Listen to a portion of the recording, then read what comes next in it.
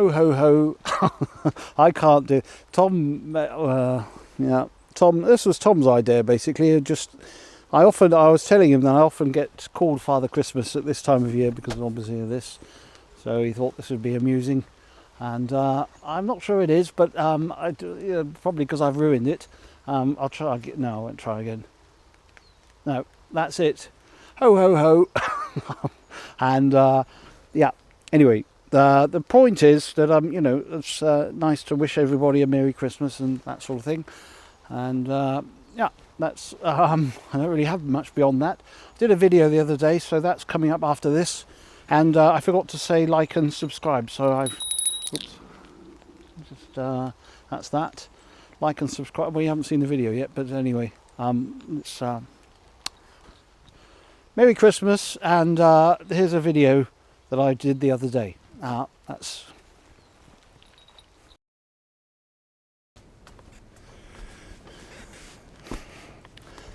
hello again. Right, so it's another Drawn Out with Irwin today, but I've also got another reason. Oh, and I'll show that in a minute. So it's quite steep here. I've got another reason for being here. So earlier on in the year, I said I might try and find a shaman, which is, well, I say shaman. I mean they're like a sort of, well, let's call them a shaman. They're like the ones that I did the print of, and that's the idea behind this expedition. This is not a one-day thing. I have to first of all just get them acclimatized to me being around, and hopefully they are still around. I haven't been here for a long time, so because I haven't been here for a long time, what I'll do is similar to when I went back to the Morsus. I'll just sit somewhere where they can look down on me, and then I'll do that's what I'm doing today, is a Drawn Out with Irwin, and I'll just do that for a couple of sessions, and then hopefully they'll see that I'm there. I probably won't see them, but then it'll give me more chance when we do move towards their area, Tom and I, when he comes down, which will probably be, I don't know, as soon as maybe this side of Christmas, or maybe in the new year. This might last until spring. I don't know how long it'll take. I'm sort of quite happy to just stay in this area for a while and do that. So yeah.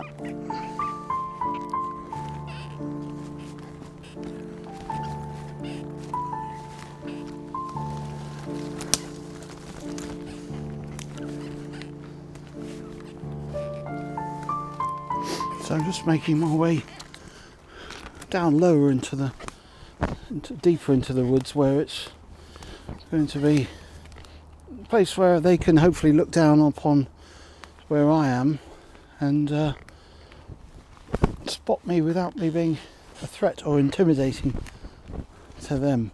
And then I'll do my doodle, my drawn out thing, which I've got. I've got a little. Tom did well. I'll show you in a moment. Just taking a bit of a break. Not as young as I used to be, so now Tom's he's got a channel, and he's done a video on doing like I've been doing with the Drawn Out with Irwin thing, and he did a picture which I've got here printed out of the one that he did on here, and I'll link to it below and stuff. And so he tried doing a goblin like this from memory. I presume that's the Coblin now that we saw. And he asked me to be brutally honest about it, which is, well, his conclusion was from the video that anybody can draw, but not very well, because apparently I said anyone can draw. I didn't mean anybody can draw, like immediately. I mean anybody can learn to draw. Not to say that he can't draw. He obviously can draw, but everybody, everybody can improve their drawing. So that's what I'm going to go through and talk about with this. So I keep flapping it around. Well, I can zoom in on it. That's anyway. I'm not going to stay. I'll carry on down into the. Oh no, I'll have a break for a bit. Then I'll do that.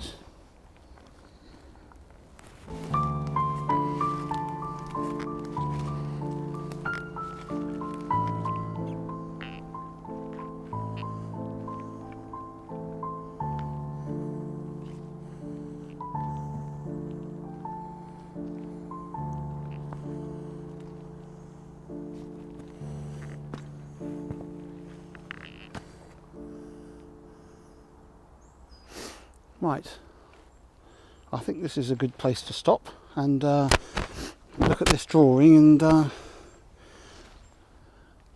they can look down on me here. I mean, I'm not right at the bottom of the woods, but I think it's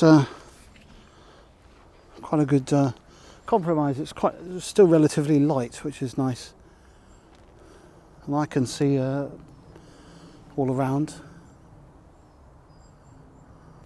Oh, the other thing is Tom's been doing a channel video thing for the I think I might have mentioned this on the last one, but he's doing a channel, a video which promotes it. He's already done one, and I think he's going to put that on his. He might have already put it on his channel. It was a bit conspiratorial, I think, for the channel, but you can look at that. I'll put a link in the below there if you want to see that. I'm just checking out here to see if I can see any signs of any activity around here. We're quite a long way down from, away from the where the camp used to be, so it's a good way away, but sometimes you see signs around. I'm wondering if they've actually, I don't know if they come over here at all, so they might not know that I'm here, or they may do. So I haven't seen anything.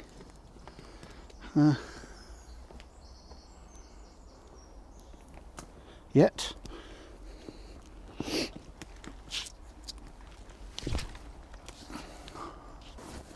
So the tribe that lives, now I've noticed that this microphone is seems to be on its way out. It makes a lot of horrible scratchy sounds when I touch it, so apologies for that.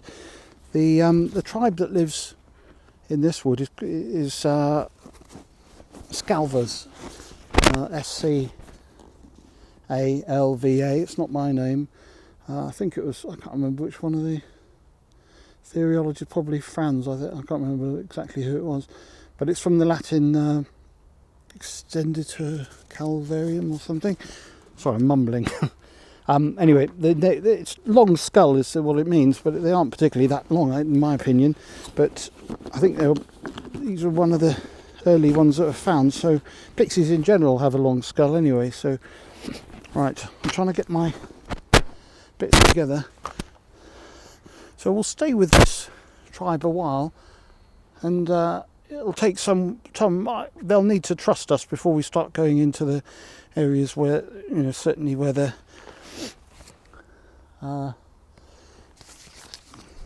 shaman are, although the shaman live near the main camp anyway. I'm just trying to get, so I'm going to do a pencil drawing. I think I've figured out what the issue is. There's a bit of plastic. Sorry, I'm referring to the fact that my microphone keeps crackling, and if I leave it completely still, it's probably all right, but there's a bit of split plastic there which I think is responsible for it. Probably didn't hear that. I was saying there's a bit of plastic there that's split, so I need to buy a new mic, which is a bit annoying. Now I probably have to not keep this on me, because otherwise I keep brushing it. Hopefully this will stop the crackling, and if I just keep that there. Right, so this is Tom's drawing that he's done, and he's asked me to be brutally honest about it. And as I say, it's all, he obviously can draw, so that's not, he says he can't draw, but he can draw. Oh no, he did say he can draw, but he said he can't draw very well. Now, obviously that's just dependent on what your expectations are, because some people might look at this and say it's wonderful, and other people might not like it so much. Now, what he hasn't done, though, if I'm going to be just objective about, there's not really any musculature or shading. So, for example, if I was doing this, I might put some shoulder muscles in and some biceps in, and things like that. Now, this comes down to really just knowledge of anatomy, and obviously, the ability to shade is a skill, but knowledge of anatomy is a separate thing. That's just how much you know about, how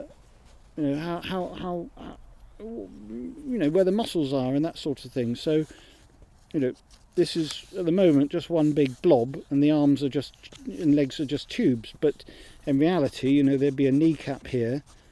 This muscle here would be, there'd be a tendon which goes sort of there, and then muscles in the leg which would be defined, and all of that. So this is a simplified version of a character, whereas the more you learn about anatomy and being able to describe that in form, that sort of thing makes you get better at it. It's like if you understand you can understand anything on a certain level. You might know where, say, Europe is, but you might not know where all the countries are inside Europe. So you've got a broad view of something, and then as you then learn more, you might learn where all the countries are, and then you might learn where all the capital cities of all of the countries, and you're going like that. So that's a knowledge thing, and that's, again, with drawing, it's a matter of practice, but it's also a matter of knowing. A lot of artists will study anatomy, and so I've picked up a lot of anatomy over the time, and that sort of helps you draw something more accurately than if you were just doing it out of your head without that knowledge. So this represents, I would say, somebody that they understand that there are arms and legs there, but they don't know within those arms and legs what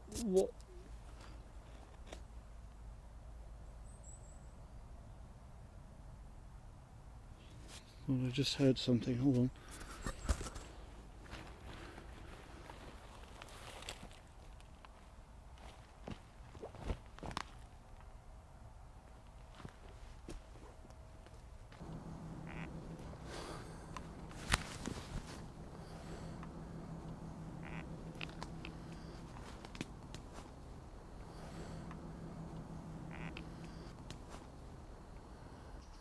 So who's just up there? I wasn't expecting that. That's unusual to happen straight away like that. It's been about 20 minutes since I saw him, so you might have noticed that he was dressed differently, and that's really because they've got their winter dress on. So it's sort of like a fur. He won't come back now, probably. Like a fur costume, like a little, almost like a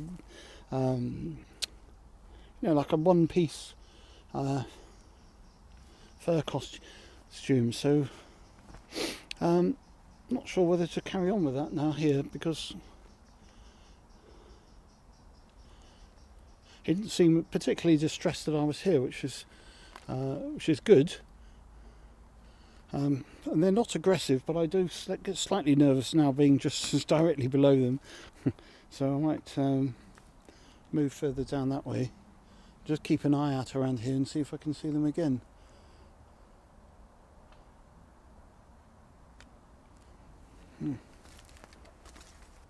I'll bring the camera over here, and then I can get a longer view around from there, and then well, that's good. I mean, that's good, because I was expecting maybe like on the second or third trip to spot them, and he's quite a long way away, so I imagine that he went, their camp's sort of down that way, so I imagine that he sort of scuttled down. I don't know whether to do that now or just to sort of call that a day for the first one, and then come back, leave it a few days and then come back. I know Tom's very excited to he'll be quite annoyed because I said he probably won't turn up until until he's down. So so that's where he was, up there, and then I'd imagine that he went down this way, down in that sort of direction. I could take a look down there, maybe I'll just wander down there, but I'm not expecting to see them again today. He'll go back and relay that information to the rest of the lot of them.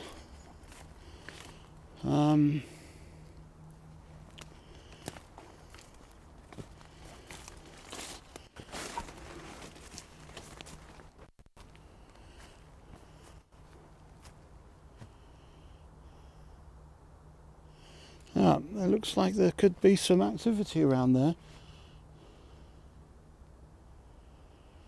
I mean, they often move around, so they've not necessarily got their camp in the same place as before. It was you know, as I say, it was like a long time ago, 18 probably years ago. So might call that a day for today then, because this video is probably long enough as it is. Wasn't expecting to. I haven't really done the picture though. I might have to call this, just do this as a you know, not a drawn out. Right, well, I'm happy with that for a first sighting of these Scalvers, first in 18 years. I'll come back maybe again on my own. I'm not sure when Tom's coming down, so if he comes down next time, that'll be, you know, I always prefer that because I don't have to keep shifting the camera and then doing all this. He can sort of take on more of that. So I'll bring a coat as well. My fingers are going slightly numb. I'll get some gloves and a nice warm. That's why they've got their little fur coats on in the winter. Sensible, keeping yourself warm. Could do with one of those myself. Right, okay. Cheerio.